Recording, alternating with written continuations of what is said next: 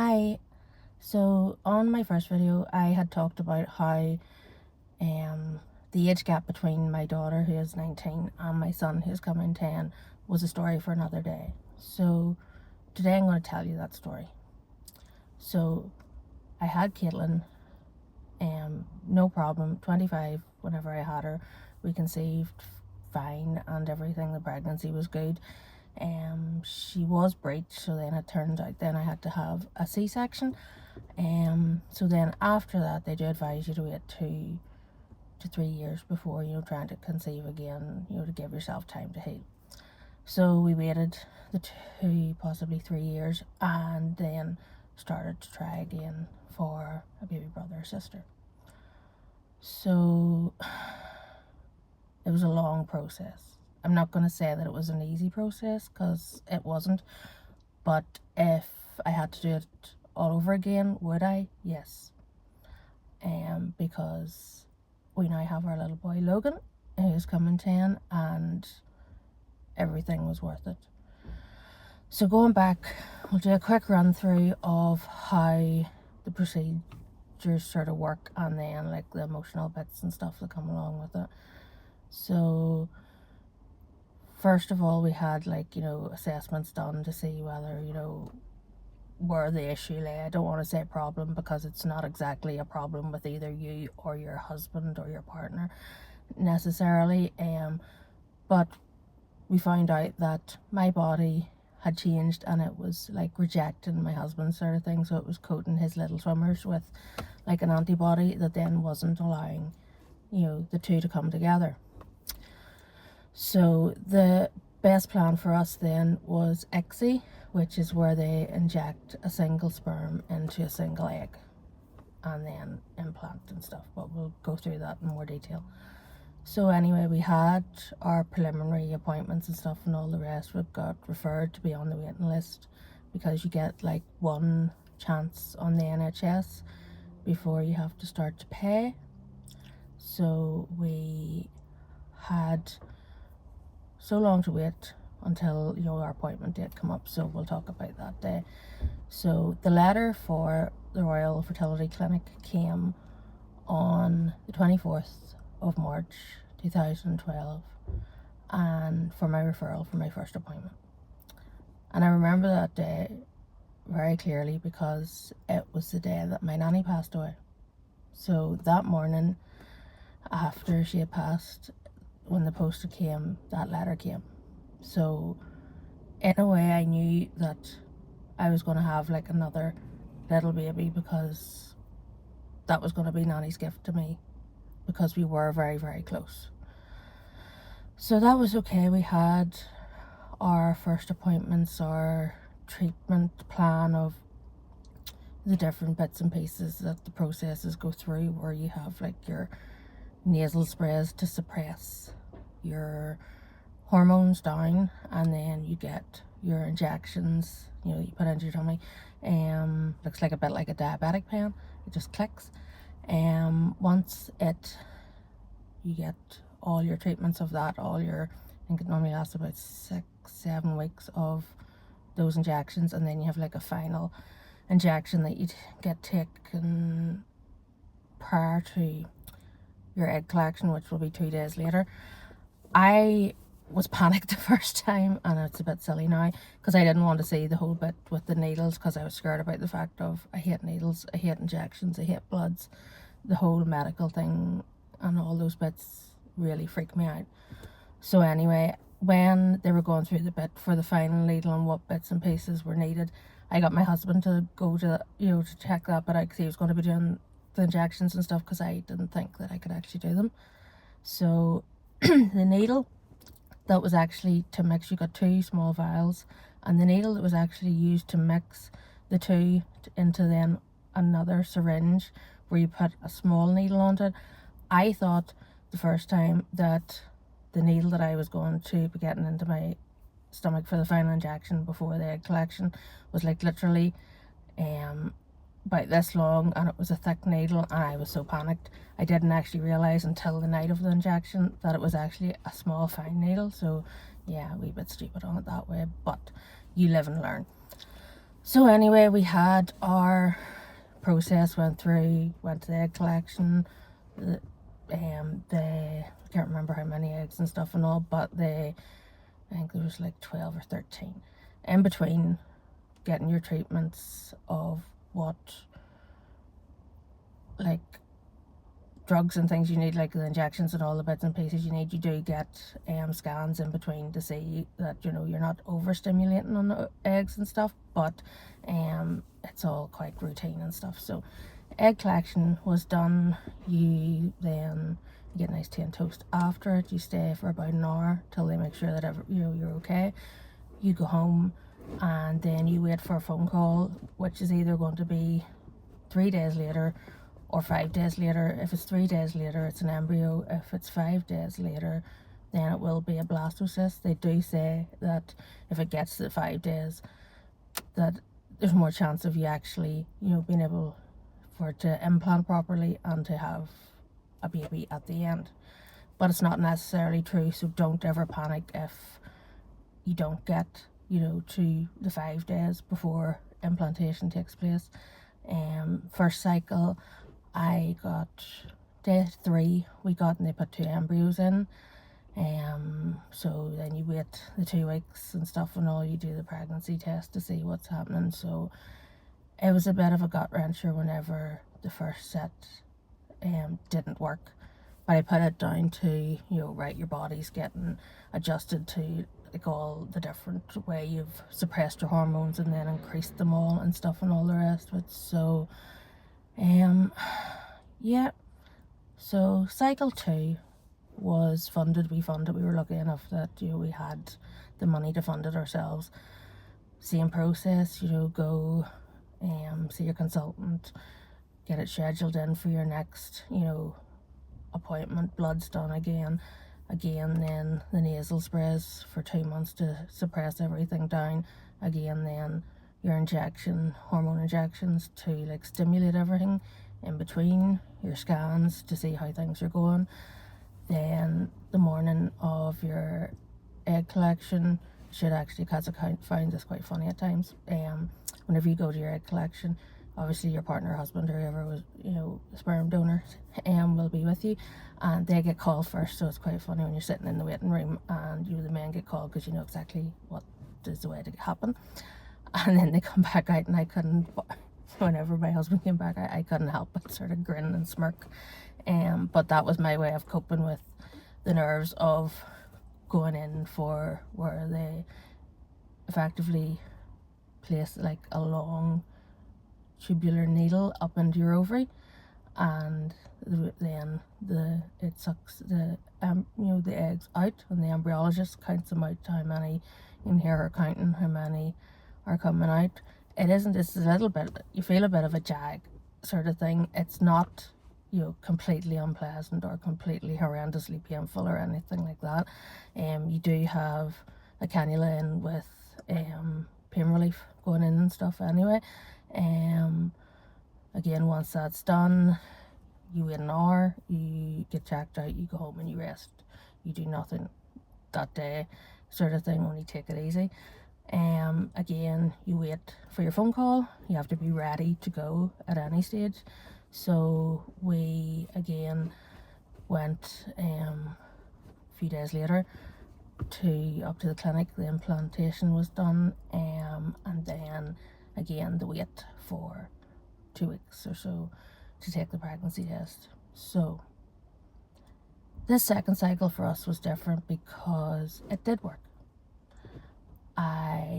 My test was positive. I was pregnant. I was so happy. And then before the actual first scan with the hospital, for to check everything is okay and stuff and all the rest of it, I had severe cramping, bleeding, and will not go into the ins and outs of it, but I lost the baby at about 9 weeks. I know people will say it was not really a baby, it was really early, but whenever you've went through that process and all your hopes and wanting to give your little 9-year-old daughter a baby brother or sister, and at some stage I will drop the little video that we made whenever it did come the time to tell her that she was going to have a little baby brother or sister.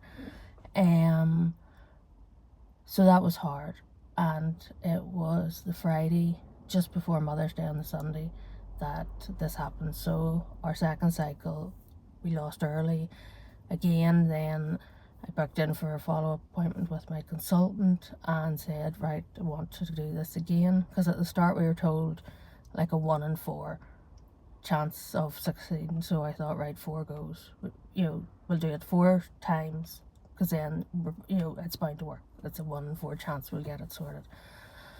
So anyway, then saw the consultant. He said, do you not want to take a few months and sort of settle, think about it and stuff and all? And I said no. I said, because I'm not going to feel any better in 2 months, 3 months, 6 months than what I do now and stuff. So we went ahead, planned it, went for cycle 3, same process all over again. They implanted 1 blastocyst at day 5, and again, when it came for the 2 weeks pregnancy test and stuff, I was shown as pregnant. Again, mixed emotions, because I was so happy, but so scared that the same thing was going to happen. So up until I had the scan with the hospital, I bought the Clear Blue pregnancy test that tell you that you're 1 to 2 weeks, 2 to 3 weeks, 3 to 4 or 4+ weeks. And I don't know how many pregnancy tests I took in like that first couple of months sort of thing, just to make sure and see that it was actually, right, it's went from like 1 to 2 weeks, it's went to 2 to 3, okay, everything's going okay, it's went to, over 4. And until then we got the scan. And I should mention, it's a transvaginal scan, so it's like this wand, it kind of looks a bit like a willy, that goes up in, that they put up in, and they check in round, and you can see, they do it at like 8 weeks pregnant, and you can see, and it was like as if the wee outline of the baby and the thing, you could see it was as if that it turned round to face the camera whenever it was brought up on the screen and we were looking at it. So yeah, that was the further we got through the stages, the happier I got, the more content I got that this is going to be okay. We had a slight bit of a scare at I think it was in around 25 weeks where I had a bit of bleeding, but it turned out that I had found out then with a test that it was like strep B, so it meant then if I had the child naturally, I would have to have penicillin and the child would have to have penicillin, but I'm allergic to it, so we had to then sort of think of the option then of an elected section again come the time. Then we had, with my first child, I wasn't tested for pregnancy diabetes, gestational diabetes. We ended up then, I was tested with Logan, who is our little son now, and I had it. So in a way I think it was good, because that meant I was at the hospital every 2 weeks, and I got scanned every 2 weeks, bloods every 2 weeks, they checked heartbeats, they checked everything, so if there was going to be anything, it would be picked up. So I think even though it was hard enough to try and sort of maintain the whole watching what you eat, I will say I was able to do it by doing following my food diary, checking my bloods and seeing what shot it up, what didn't and stuff, that I didn't have to take any medication for it. And I actually ended up, when I was fully pregnant with Logan, I ended up the same weight as what I had started out at before, at like 1 week pregnant. So yeah, everything was going fine, everything did go fine. And on the 30th of March 2015 we had our son, who is now coming 10 and is just one of the most adorable and loving, boisterous, and outgoing wee boys, and I wouldn't change them for the world. The two children are totally opposite, but no, Our third cycle was a full success, and we had our little boy. So on the happiness of that, I had the fact that I had 2 blastocysts left over from the third cycle of fertility treatment that could be used. But however, when I had my section with Logan, the surgeon told me in the recovery suite that yes, I could carry, a child again and stuff, but there was like a 97% chance that I would die on the operating table. So that kind of sort of put things into perspective, and I thought about it and I sort of went, no, but I have two eggs left, 2 fertilized eggs left, and all the rest. I don't, want, and because of my age and my husband's age and stuff and all at the time, we couldn't say, donate them for science kind of thing for somebody to, for other ways to be, medical ways to be improved. So then the only option was that whenever the time came that it was to destroy, the 2 eggs, because I wasn't going to be able to use them and nobody else was going to be able to, benefit or be able to use them. That was a hard day, so it was bittersweet in the way that we had Logan, but then there was this chance of, these other 2 eggs that could be used. But for me to do that, I put my life at risk and could have had then, left my husband and my 2 kids. So it was a hard decision, but it was the right decision. And then whilst Logan was born in the March, in December 2014, I found out my mum had breast cancer, and that hit me hard. She was more worried at the fact that I was heavily pregnant, and she didn't want me to be stressed at that time and stuff and all the rest of it. But I do think that me being pregnant at that time kept her occupied and kept her strong and all the rest of it. And yes, I still have my mum at present. However, we got the news 3 weeks ago that after all the different treatments and things that we have went through, that it is now terminal. It can't be managed anymore, and just whatever time we have left is precious. So that's my first initial story into the fertility cycle, sort of not really in depth, but my 3 cycles through it and what happened and sort of what way. I can, if you want to drop a comment, I can give you some more detailed depth into the medical procedures wise bit of the whole experience, and again then a bit more probably into the emotional. It is hard. It is hard for you.